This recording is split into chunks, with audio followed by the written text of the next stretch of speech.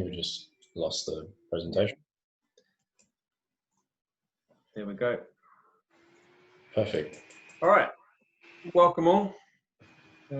Thank you for taking the time out, for joining on board with our Zoom for this evening. Hopefully this webinar is going to be really useful for yourself as a coach, or if you're a CCC at a club or something like this. This hopefully will be really useful for you. Something that we've come up with that we think just might help give you just that little bit more information going back onto the grass in these unheard of times, really, with a unique scenario in terms of return to football.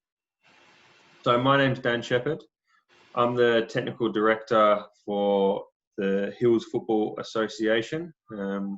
I work as the TD for the AYL and GSAP, as well as the coach education for the association, and head of football with running up, help coordinating and running our programs such as Little Legends, and yeah, all those other bits and pieces. So you might see my name, if you're part of the Hills football landscape, you might see my name on a few emails and bits and pieces, and hopefully I bump into you around the grounds this season, whether it's be you're down on the field on coaching, or you might jump onto a coaching course and things like that.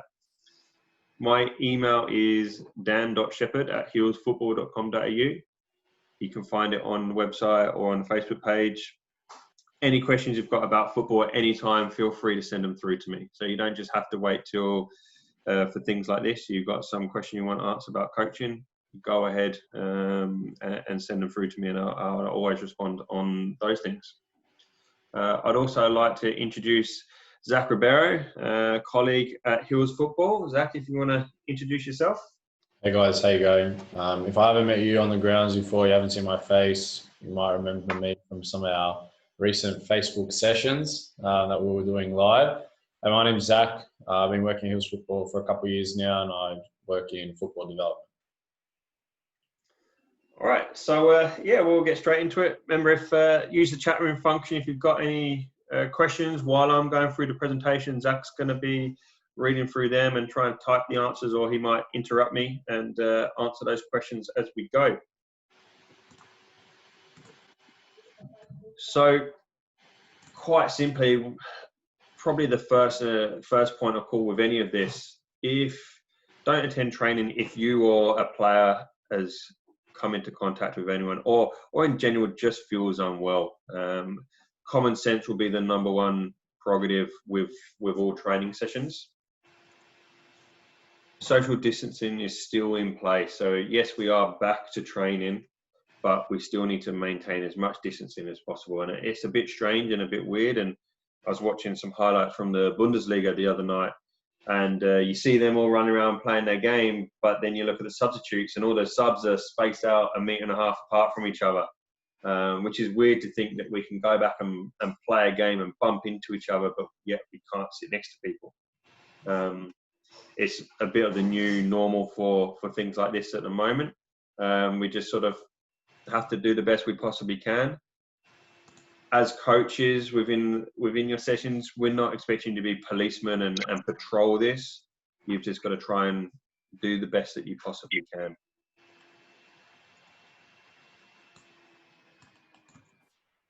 And then probably the biggest of all this is get in, train, and then get out. Don't hang around any longer than you need to, and do your training session, get off the field so that there's as little interaction with someone else on the field as possible, and you don't have a clash or anything like that. And hopefully, if everyone abides all the guidelines as quickly as well as possible, we'll be back to normal football, and the restrictions get reduced for us. So that's our golden aim.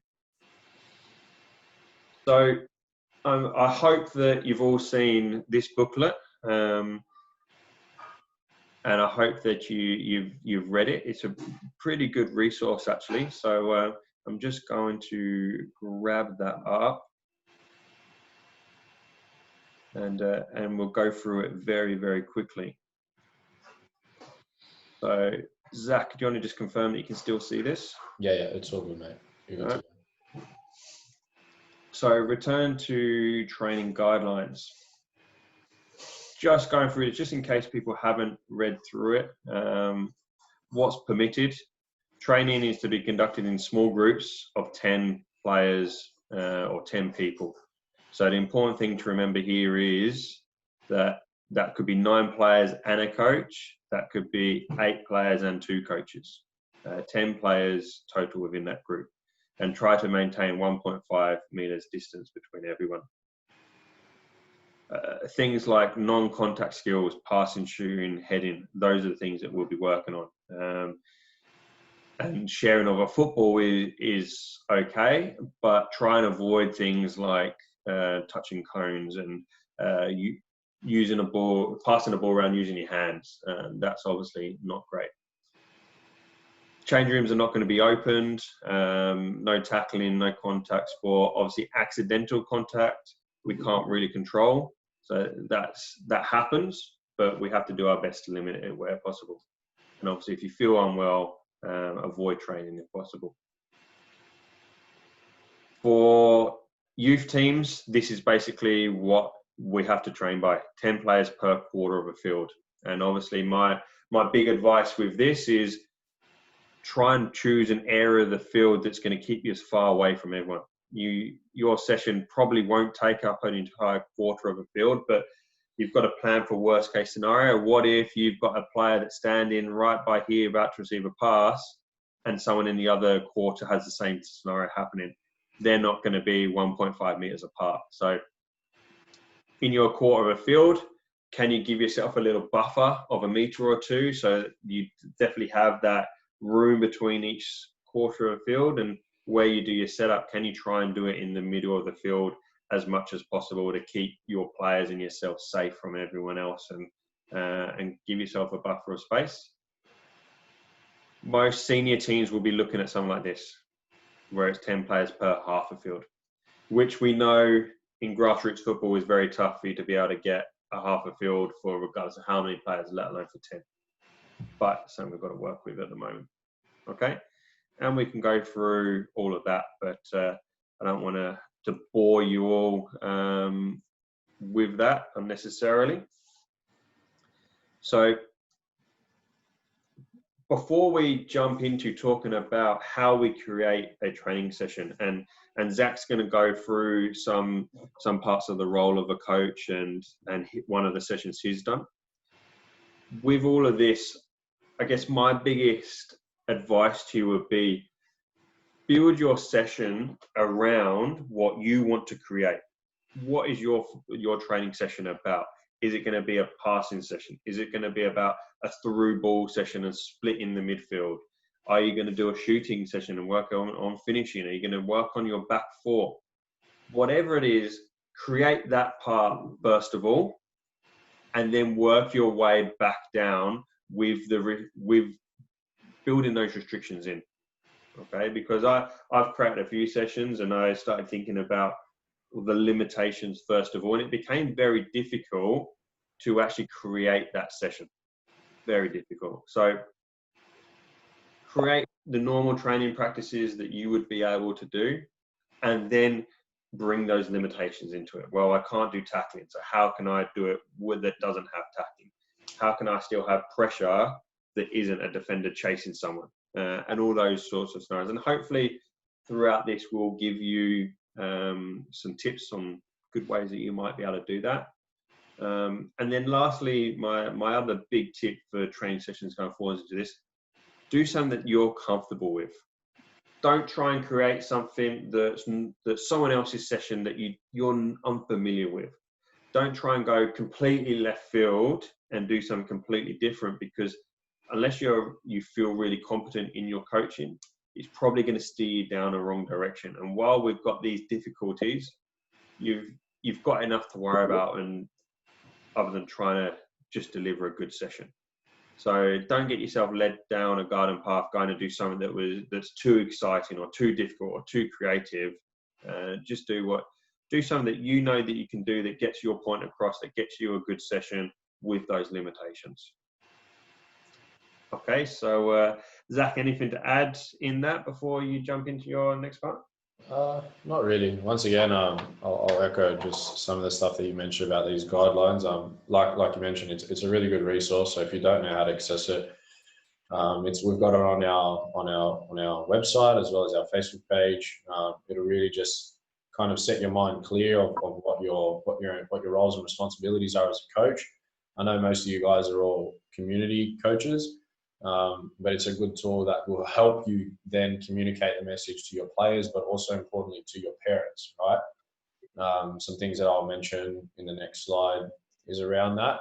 So yeah, if we can all work together and really influence these, and I guess it's a tick from our clubs, right? If our club members, your club members, your club presidents, your club committees are walking around at training and they see these things implemented and they can see that our coaches are taking these constraints, well, it's a massive tick for the club, but it's also a massive tick for our community. Right. Yeah, so like I said, I think the whole idea of us going back is that, yes, we know as coaches we hold such a big role model to our players, but I think the guys at Football New South Wales really hit some key points that they actually released from their webinar. So these are some key points that I've taken from them. So if you did see it, great, but I thought it'd be a great opportunity to share once again. As I mentioned, guys, just check those guidelines. They're there as a resource, and they will really, really help you. I guess in the long term, as I mentioned about communicating with your parents and also your players, well, we want to try to create that relationship, right? If everyone's back on the same page, if the coach that set up their session is kind of similar to yours in their approach, then that's an easier way to create that relationship back with your players and also your parents. And I guess a key principle is really, really creating that positive environment, right, where we can connect. And the best way to do it is just everyone coming back to training, right? So if you can keep that in the back of your mind as you are delivering your session, or you are coming to your session, or as you are doing your session, it'll be really beneficial for your players. So I mentioned about your session design. Your session design is really important. This is one of the most important parts of your session. It's the first thing you do, right? Set up, yeah? So your design will really help you be able to deliver that practice, and we'll be able to go through and help you guys be able to do that. A safe environment, that goes back into your guidelines, right? Make sure that the kids are keeping their distance. Make sure that if you can, make sure things are clean. I'm not too sure if the clubs are actually providing any types of resources like that, but Dan, I'm pretty sure we send some out to the club. So if you do need some, make sure you touch. So each club has access to some sanitized stuff through Hills Football. Speak to the leads in your club around that. Some have accessed it through us and some haven't. But if you want extras, obviously you might want to take some lead and grab some yourself. But yeah, the clubs do have access to that through Hills Football, and we can always get you more. Yeah, just on that last point there with the three key areas is building meaningful connections. So just as simply as those players come to your session, hey, how you going? How's things? How was school? What'd you eat today? Little positive remarks like that will be able to, let your players know that, hey, like it is enjoyable. Like I can come outside. One thing that we're looking to do with our program is once everyone's got their health checks and they're ready to go, we'll give them a wristband, right? Because if Sam and Jane are sitting next to each other and they go, oh, you got a wristband, then cool. Like we can train, we can be sweet. So us as the coaches, if we can just provide that kind of empathetic side to us and just see if our players are feeling good and making sure that we start the session right. Moving on, yeah, like I said, your session design. So you already know how many players you should have, right? You're only allowed to have the 9.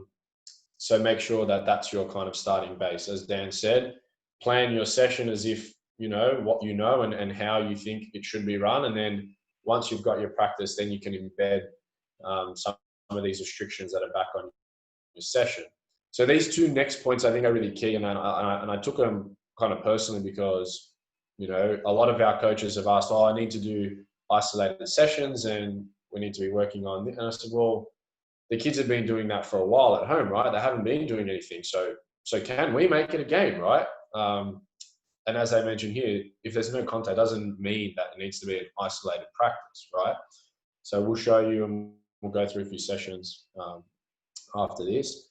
And one key thing as well, just to stop the gathering of players and parents and whoever else is rocking up to the session, but most importantly your players, is have an arrival activity, right?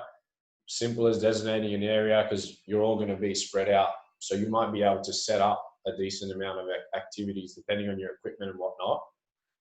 But have an arrival activity, you know, simple as juggling. You might ask them to play some soccer, tennis. You might have some targets that they can shoot at. All these little things will help you kind of welcome the new player while your other players are kind of doing something, keeping them engaged. And then once again, going back to those areas of being able to create that conversation with the player. I guess the last thing that I took away from their messaging was just around being safe. So, you know, can you have a bit of a checklist for your players and your parents? You know, do you have your drink bottle? Okay, Sam, your drink bottle goes on the red cone. Lucy, you're in next, or your drink bottle is going to go on the blue. These are all little ideas that you guys can do just to make sure that everyone's keeping safe. We've asked our players to come with a little hand sanitizer. They can clip that onto their bags, and there's plenty of those available, I hope. I've seen a few of the service stations now, they're popping up, which is a good sign. Once again, just try to avoid your gatherings. So I'll talk about that. I think it's important that to really know what your session is going to have. That way you get your kids out straight away, you get your players out straight away, get them into the positions or explain your exercise, and then that might be an opportunity for you to then start to talk to your players. As always, I'm sure you guys are, as a positive support, and I think that's how I started, is like, I know that this is a hard time for everyone, and unfortunately, we are role models, right? You know, we're the coach. So anything that you guys do, and a small thing, right? Just setting up your session before the kids come and before the parents come will be so beneficial for you. And it'll really, really start to create those, like, you as a positive role model, but it'll also reflect on your players' behaviors, right? Okay, my coach is ready. He does want to play. He does want to train. He does want to be here. Well, then I think I want to be here. So I just thought I'd go through a few of those things that Football New South Wales released. But yeah, I'll go through some sessions. I'll go through a grassroots session. I'll talk to you guys a little bit about what we do on coaching courses. I'm not sure if everyone's actually been to one, but there's something that I really want to hone in. So I'll go straight into it then. If you don't mind, you can flick on to the next. So we'll talk about grassroots. I'm not too sure where everyone is coming from or what age group they're working with, but we thought we'd cover 3 aspects. So in community, we talk about grassroots, 5 to 8.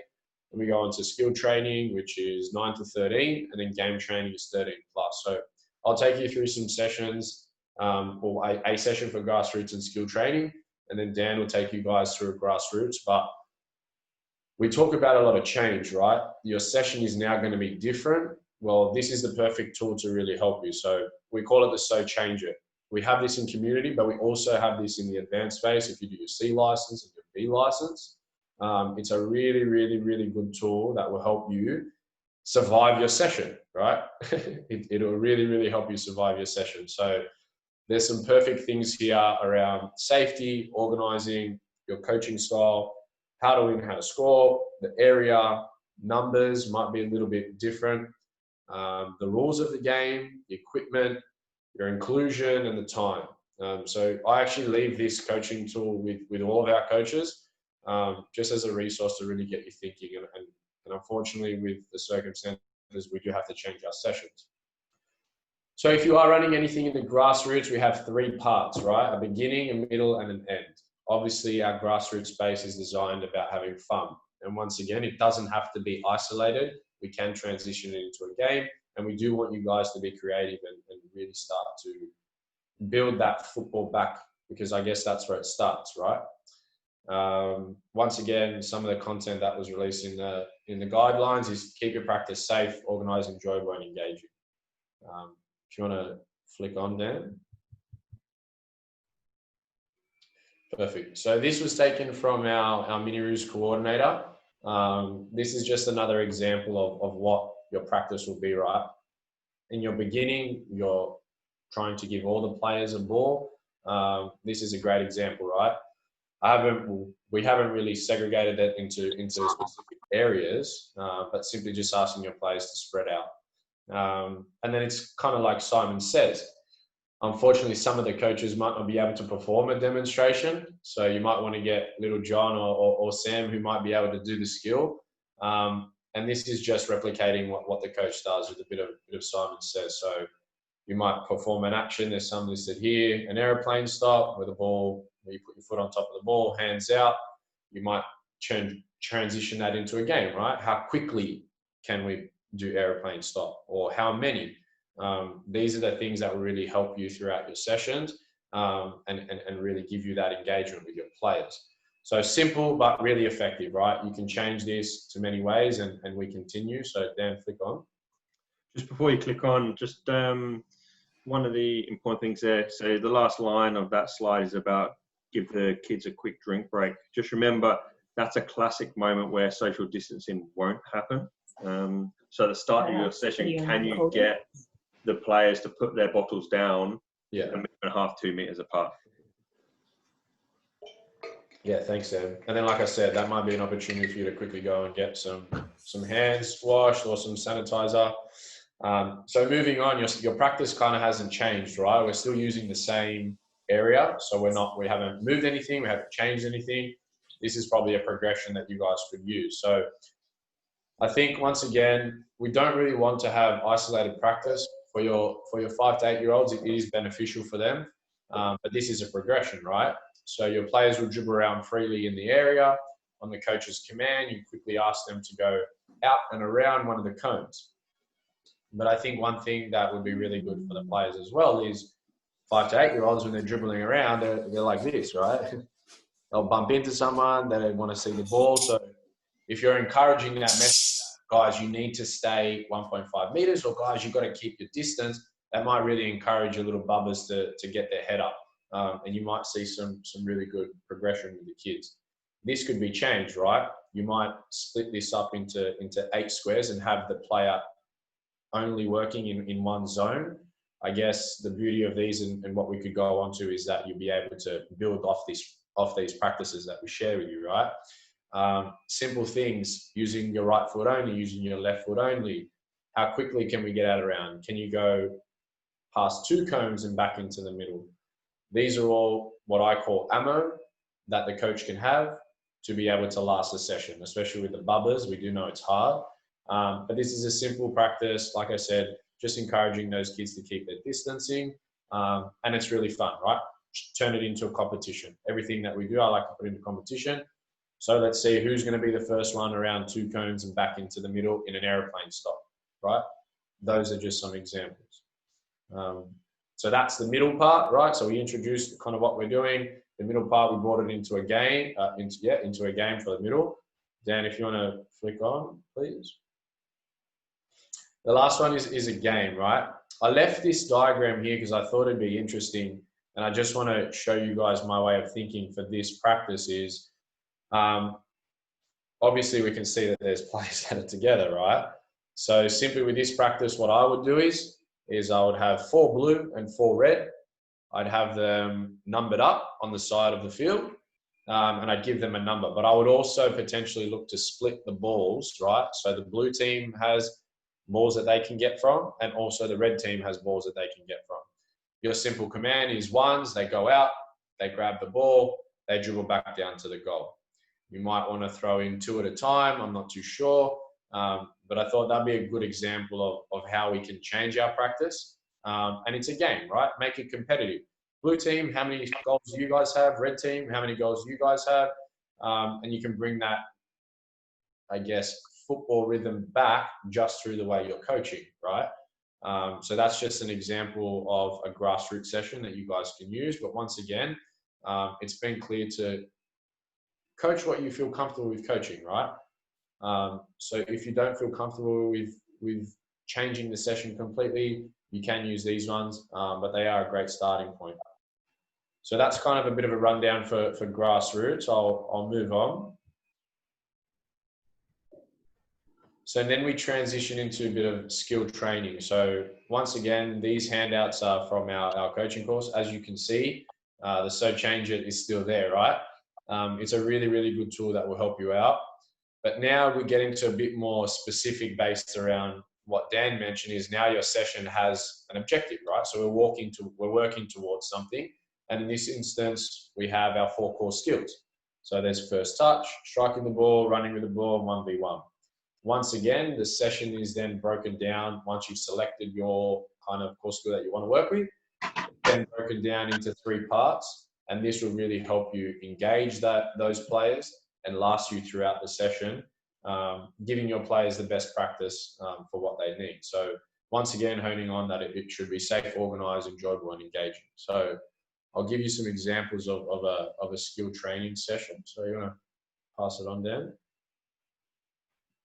Just before we go on, we've got a good question in the chat room. I'll go for it. So John's asking, what if you have a squad of 10 players? How do you deal with that, having 10 players and 1 coach on the field, which obviously blows out your numbers? My first answer to that, John, well, there'll be a couple of answers. My first one would be, can you make sure that players, which is always tough, you rely on other people, but can you really enforce that those players give an accurate indication to whether or not they're coming to training? And you can say, we're a squad of 10. If 1 is not coming tonight, brilliant. Then I've got my squad and I can have my 1 coach. If you know you're having those 10 players and you've got your coach, then you've got to go through your plan B and plan C and stuff like that. So first of all, I would stress to the parents that we have these restrictions and we have this squad that makes things difficult, and how can you make that work? The next area would be, do you want to do 2 sessions? Can you do a session on 2 nights of the week and potentially offer it to different players to come then? The other area of that is, yes, you can combine with another team that hopefully doesn't have the same squad issue as what you've got. Otherwise, that doesn't really help. But if you have another group that you can combine with and you can divide them into two groups, that might be able to help. However, what you need to know though is this needs to, if you're going to combine with another team, this has to be predetermined before you get to the ground. So we don't want to turn up in a group of players and go, all right, well, you 3 or 4, you go there and you go here, and I'll take these and we'll go over there. It needs to be nice and clean and nice and simple. So when the players turn up, they know where they're going and what they're going to go and do with which group, which is obviously tough if you've got the really young ones, because it's going to be someone different that they don't know.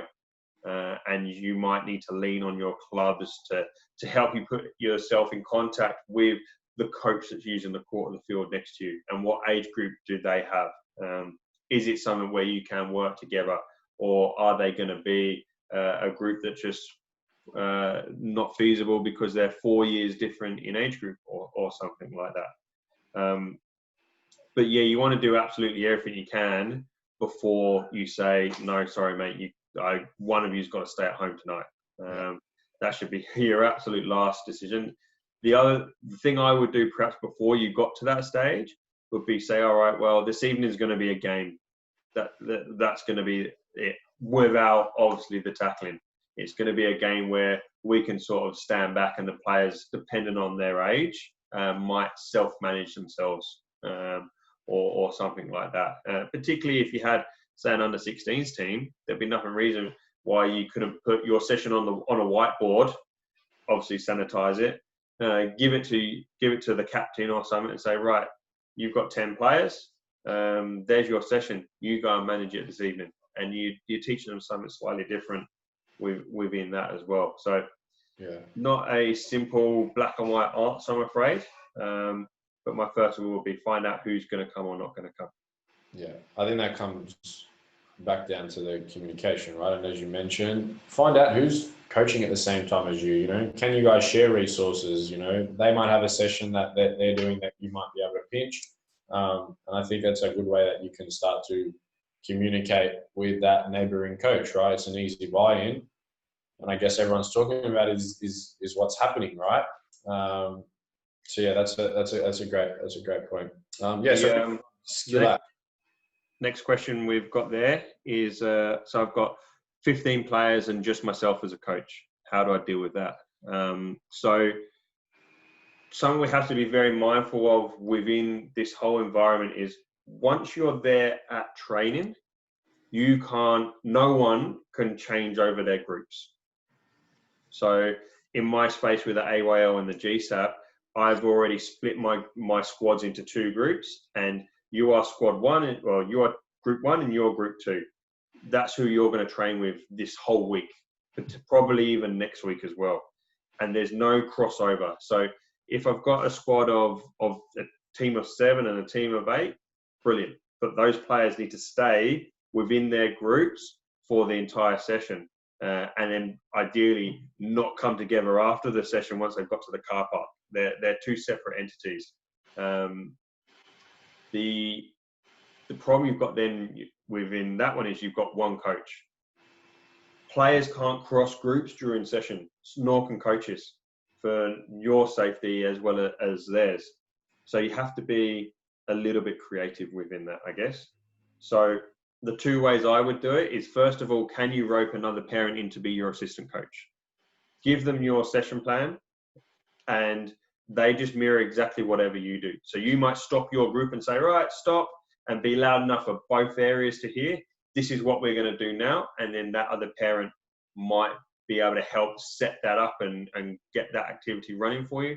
They don't need to do any coaching. They just need to be there to police it, make sure the game rules are enforced, and make sure there's health and safety and duty of care, so that you don't have your back to them that time. And when you give your coaching points, you do it across both. Sorry, could I just butt in there, Dan? I think that this is also a really good opportunity to look at your senior players, or your players who are between kind of 16 and 18, and simply just ask them, if they are training, well, did they want to do some coaching, right? Because that might help you get another resource. That's just another way that you could potentially get someone to help you with your session within your club. And my last point on, if you're the only coach there, is if you have the right numbers, so a team of 7 and a team of 8, and you're the only coach, you can set your session up as far away from each other as possible, and you can stand in the middle because your numbers are the same. But what you can't do from that is you can't go to that group and give them a coaching instruction and work with a player and then go to that group. So if you're going to be that coach that coaches both teams at the same time, you need to be impartial. You need to be distanced from both groups for the entire session, which is really tough, in honesty, because you won't notice it. But for 5 minutes, you'll go and get a ball and pass the ball back to that group. Then you'll go and get a ball and you'll pass it back to that group. And now we've got the problem that we're transferring anything potentially on a ball to there and a ball to there, and then you're crossing over. So my biggest thing would be, can you get your team manager? Can you get a parent to really help you out from there? Can you get a senior player to help out? A parent of a child in that group is probably the best one to have and manage them for you. But yeah, you can do it in the middle, but it's tough to do a good session that way. All right, Zach, we'll crack on. Yeah, just flick on to the next one, please. So this is just a simple exercise. Unfortunately, it really starts to show that it's always not going to be perfect, right? As you can see in one of the practices, that there's 2 players standing on one cone. It's as simple as just communicating to keep your distance and take your turns, right? So this practice was based off running with the ball. Instead of having all the players kind of in one area or using one grid, simply split it, right? It'll help you spread your players around, but will also get your players on the ball more often. So this is a simple exercise where the coach will call out pairs 1, and they'll run through, perform a skill in the diamond, in the diamond in the middle, and they just rotate, right? Then the coach might call out 2s, and the 2s will go. Like with anything, there's always a progression. So you might want to change this up where they go at the same time, but you might want to make the diamond in the middle a little bit bigger, right? So that way those players aren't getting too close, and then they're through the cone, out to the left and out to another side. So they're getting a bit of a rotation happening. As you can see, the ball is always with the player, which is always a bonus in skill app. You're starting to get them to understand movements around in different positions and take into consideration other players. So it's a really good kind of exercise to highlight the core skill you're working on, which is running with the ball. There's different progressions of this where you simply might ask the player to go out and around the middle cone. You might ask them to go the other way. You might ask them to use the same foot.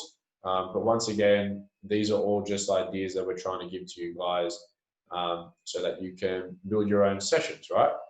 And then once again, if I was doing this practice, I'd get the players familiarized with the movement and I'd finish with a game, yeah?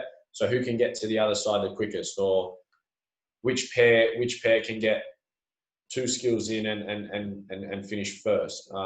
Like I said, I think isolated practices, they've been doing that for weeks and months now. So can we transition things and really make it a game? So this is a really good session that you can introduce your core skill, and you guys can tailor it however which way you want. So now we'll bring it into the skill training part. So if you want to move on, Dan.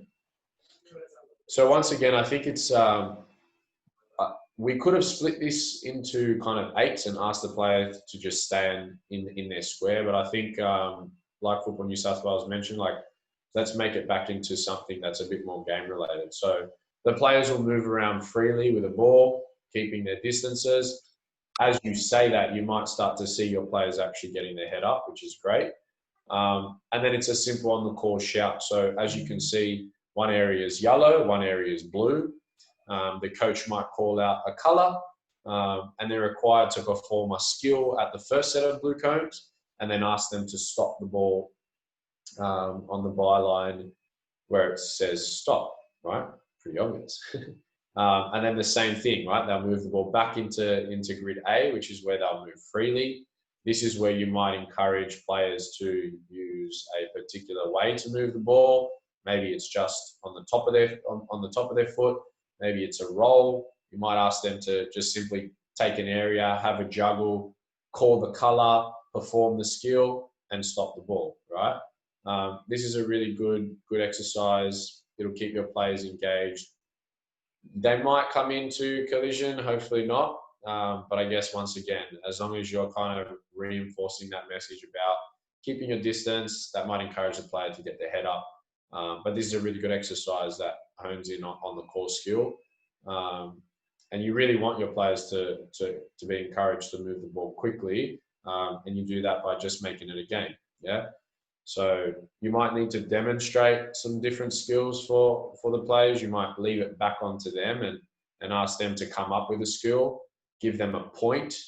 Point system is really good, especially in the skill training part. But you really want to encourage the core skill that you're working on, right? Which is running with the ball. And this is a great way to do it. So keep in mind, always using the guidelines based around training. It'll help you get there throughout the session. So transition into the last part of skill training, which is simply just a 1v1. And I think this is a really good example. So the practice is cut into half. You can see if you look at all the diagrams, we've really put the coach in a good position that he can see the practice the best, right? As Dan mentioned, this would be an example of if you did need to split your session up based off your numbers and have X amount training on this side and another amount training on that side. Well, the positioning of the coach is really important. So simply the players they'll pair up. One will stand on the baseline with the goal and another will stand opposite kind of at the halfway. And it's just a running with the ball exercise, but also kind of incorporating 1v1. So we ask that the player on the baseline plays that ball to their partner, but they're simply just making a forward run, not going sideways, right, trying to get the ball. They simply play it into their partner's feet. They put some acceleration on it and apply some pressure to the ball. And then you'll ask your player who received the ball to make the action based off that movement, dribble and score a goal. As you can see, all the players are scattered. In grid B, they'll be just simply finishing at a goal. but in grid A, there's actually a goalkeeper introduced. So this is really using your numbers for your training effectively, that nobody is not standing or doing nothing. And then once again, you'd simply change, well, to start, you would change the guys that are in grid B to A so that they get some finishing at the goalkeeper. Then you'd simply change the goalkeeper with another player. But this is a really good practice that all your players will keep engaged. You're honing in on the coaching cues and points, which is obviously running with the ball. But this practice will allow you to kind of have that really safe setup. And once again, I think the key message from here is you can play games, just be creative, right? So the defending team, can it be just 2 meters, or can you try and get there quickly and slow down and really just put some pressure on without trying to win the ball, but also give the other players in attack to kind of just move through and play off the pressure that they're receiving, right? So this is a good practice. It's another way that you guys can build off once again. But we thought it'd be a good idea to share some of these resources with you and just talk you through them, how we would kind of put them out onto the practice, because I know that's pretty much what you guys are looking for. So they're 2 good examples, one of a grassroots and a skill training. And once again, your grassroots, can we make it really fun and engaging? Your skill training, we have a bit more of a constraint to it, or a bit more of an objective. And these are some ways that you guys can go out and be confident in delivering a good session for your players. So I'll pass it back on to Dan, who'll give you some insight with the game training. This is going to be interesting, and I'm sure you guys will take a lot because, yeah, as we know, in the session, it's game training. So Dan will be able to let you guys know about what we can look to do for some sessions with our older players based off these new restrictions. So, Zach, confirm you can see my session plan up? Yes, okay. All right. So, what I'm going to take you through is a game training session plan. So, I still try to keep this as much of a normal session as possible. I've still got my team's aim here is to make 4 penetrating passes. I want to split a defense with this session, and I'm not just doing a passing session because this is designed for an older team that deserves and needs to have the tactical element as well. All right, so obviously I've got maximum of 10 players, 10 people within my session. So within this one, I've set it up where you've got your 2 grids. The coach will serve the ball into the whites, or the whites will start, and they've just got to simply, as part of their warm-up, pass and move the ball within this area, keeping their distance. The yellows here are replicating a back 4 scenario. So as this ball travels over to someone like here, the defenders need to slide over as they would in a game.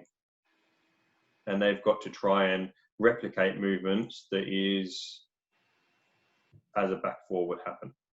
Okay, obviously with our back 4, we've got to encourage a bit of social distancing. However, I would say if your back 4 are closer than 2 meters apart, they're probably a little bit too close anyway. And in a game, some of the opposition will probably play around them. So play with your sizing of your area to make sure you can manipulate that and you can achieve something.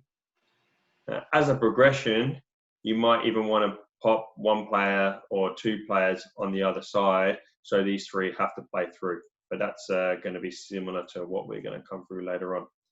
What I've added is, as well, you'll see the coloured cones, and that can use it as a marker for where the ball is. So at the moment, the ball is in this corner, so all the back 4 should really be between the 2 yellow cones. When the ball's in the middle, they should be roughly between the blue cones. And you can sort of work that out as you need if you need that. Obviously, with this scenario, you're going to have to rotate the players' roles and maybe put this guy becomes a yellow, so then you've got the back 4 scenario there, or you might use him as a 6, and he's going to be a defensive midfielder, and the 4 play around with the 5.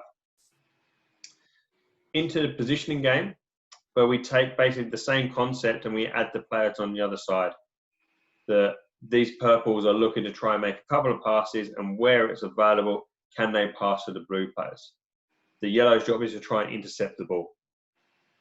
So can we get into a position where we can ideally play through the defence rather than around the defence? But either rule works really well.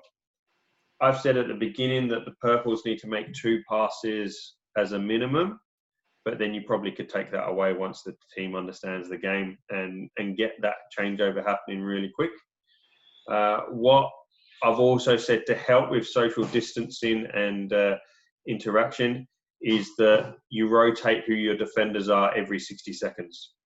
So yellows win it, all right, we'll play it back to the if yellows win the purple pass, all right, now it's blue's turn. They've got the ball, yellow stay defended. After 60 seconds, rotate them round so that you don't have that player swapping over and getting too close to each other. You don't have a tackling moment or anything like that. Plus, we can't use bibs unless that's that bib that player's going to wear, and they should be taking that bib home and washing it themselves as well. Yeah, that's a good point. Which again makes things tough. So if you can control who are your defenders in that middle group every 60 seconds, they're not going and tackling, you don't need bibs. So we've used colours on here to replicate and make it easy for you, but you call them Team A, Team B, Team C. Team B, you're defending first of all. 60 seconds, right, next team's in. What we've got on this page is just your coaching points here. So can you give them the task of don't force it? How can you move those defenders and create that pocket of space where you can play through? Talk about your technique, your body shape. Talk about your defenders on the other side. Don't have them standing right on the line because that's going to be easier to intercept. Can they be spread out as far as possible and finding channels to make it good for the opposition and causing those match day scenarios for them to start thinking about? The progression for this session still got a defensive unit, and this one, and it kind of goes back to the passing practice. Now we're looking to score a goal though. So goals can be with poles, can be with cones. Ideally, you have a fence or something that's going to be on this side so the balls don't go rolling away too far for you. But same principle, you're looking to try and pass the ball into this C zone and score a goal. And in this one I've got, if the players in zone C score, that counts as 1 goal. If a player from zone A can play it directly into the goal, then that counts as 3 goals. So they've really got a motivation to try and do it, because realistically, if this guy gets the ball or girl gets the ball, they should be scoring because the defenders can't go in there and defend against them. So I've given that as a 1 goal so that they try and score directly themselves. What you also might want to do is put a touch limit or a time limit on these guys so the session doesn't drag and start to die on that element, and gives them a bit of competition that isn't the defender going and smashing them if they've taken too long. If you've got 5 seconds to score and they're scoring 6 and you say no goal, next time they're really going to try and get it in 5 or 4 seconds. And obviously you've got to make sure you rotate evenly the players between each group to make sure they're doing each role. Or you might set your groups up at the start of session where you've got your 4 defenders, your back 4 in that group that's going to play in the first game, so they can be your back 4 and they can do this job all session. Yeah, however, that's a good point. I'd suggest you're probably going to be a little bit bored as a back 4 player if all you're doing is trying to intercept the ball. You probably want to have the opportunity to score as well. And lastly, being that this session's arranged or planned for an older team, I threw a couple of fitness elements in there as well that you can do with a ball or without a ball. This one's simple agility, up to the top, around the bottom, round the cones and back round, up to the top and finish. I've got the sizes there for you. And this is something that you could do in a couple of weeks' time just to see how their fitness is going as well, because you're not going to have too much time and opportunity and you're going to need them to do a lot of fitness at home on their own. And I've done this exact agility practice before it's really good to see the difference with a player when they do it with the ball and without the ball. And if you can record both times and sort of work out that difference, well, that's something for them to improve on. Are they erratic with the ball? Is it a fitness element as well? So build that in. And obviously you can have 7 or 8 players going through this one at a time, join the back of the queue. Obviously with a queue, keep a bit of space, give them lots of time to get breathing in and go for a second rep. This other one, so they're a bit further apart on here. So this one's going to cover a little bit more distance related in terms of your fitness. And we've set 3 sets of 4 sprints with a rest obviously in between.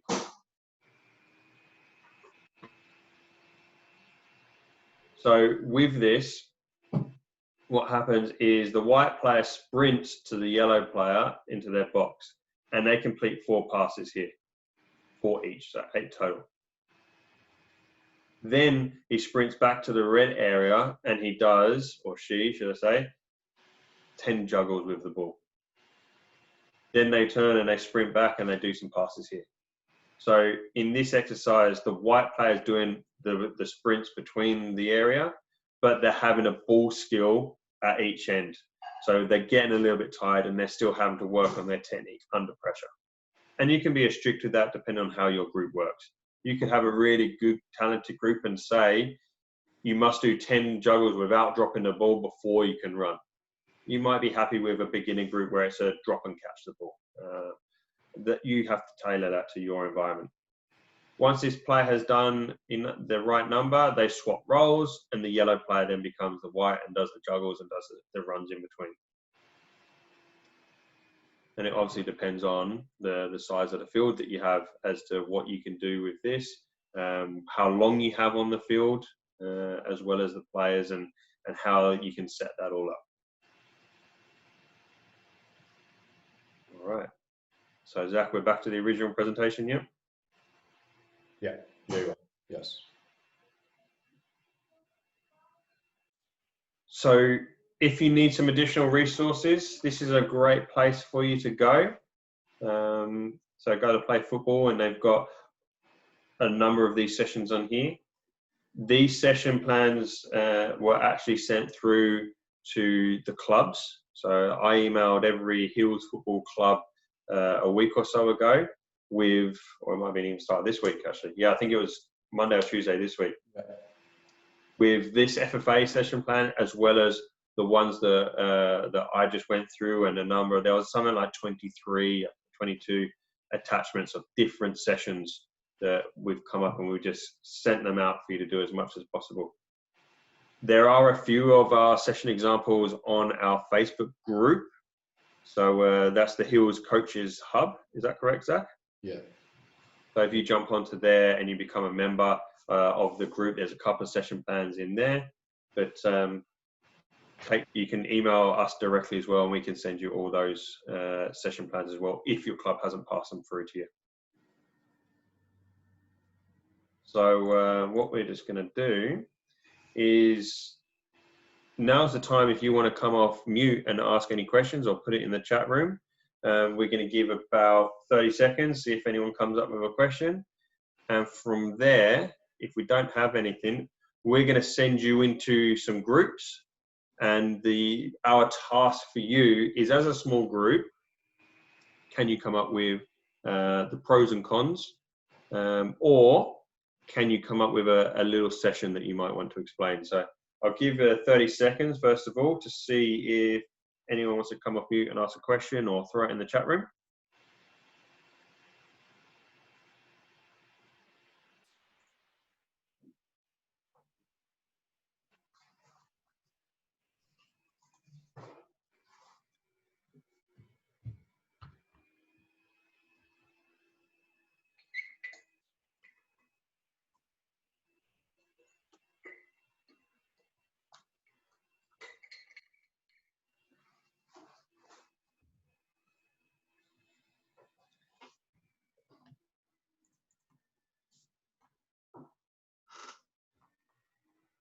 All right.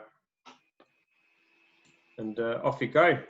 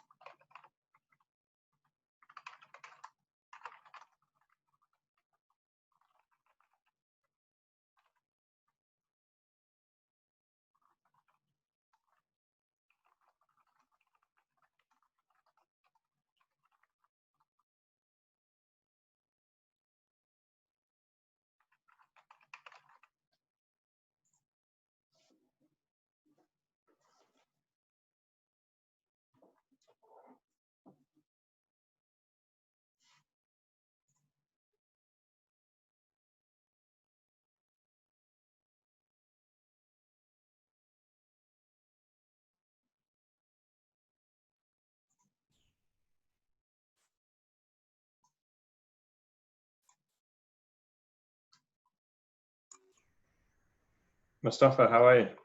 Very well, Dan. How are you doing? Good. Are you in here on your own? It looks that way. All right. I'll see if I can pull you out into another one. No, you're right. Look, Dan. Yep. Just very quickly, I'm new. I've never coached before, so I mean, some of this stuff obviously is beyond anything I've done. I'm just wondering, is there going to be some sort of coaching clinic? Because I guess the idea was for me to have that at the start, but obviously with everything COVID, that never happened. Yeah. I mean, it would be good to have like just a list of or a printout or something that I can just follow for my group under 12s for me to just to sort of go through and do, and I can keep the social distance, all the suggestions. What club are you involved with? Sorry? What club are you with? Rockets. Okay, so Rockets have a CCC.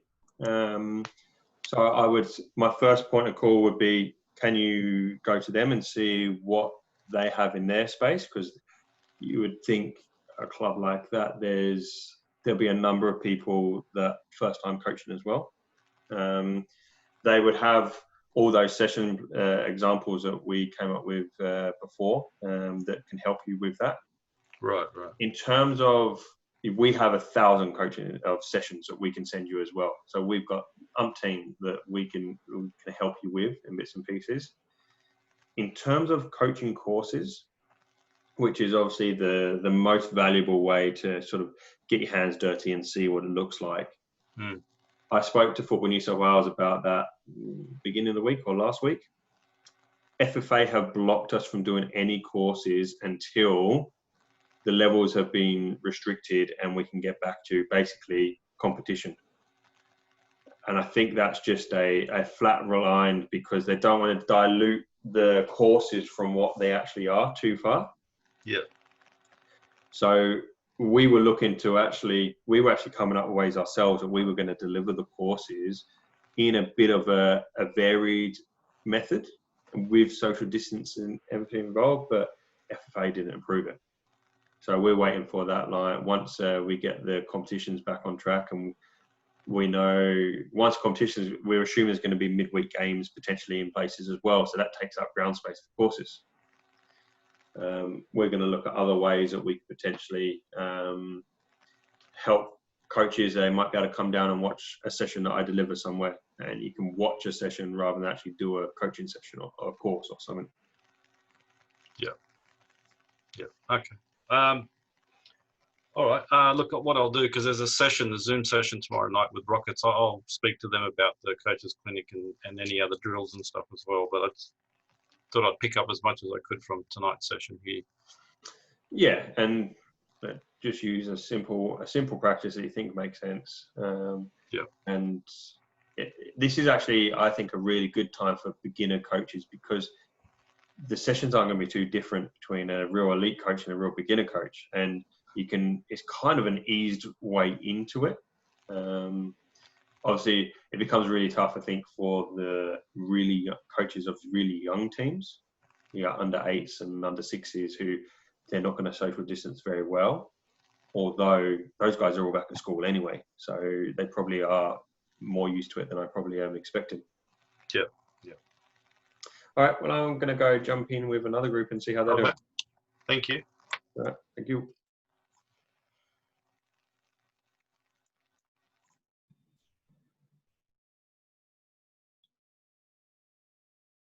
Hey guys, how are we?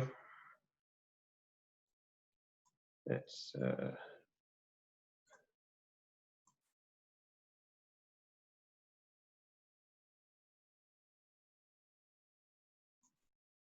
and let them kick at it and knock them down. That seemed they enjoyed it and made a competition of it. Yeah, that sounds cool. Yeah. And you can even, you can do teams of, I guess in this environment, you probably could even do teams of 2 or maximum 3 and do that. So that'll be really good.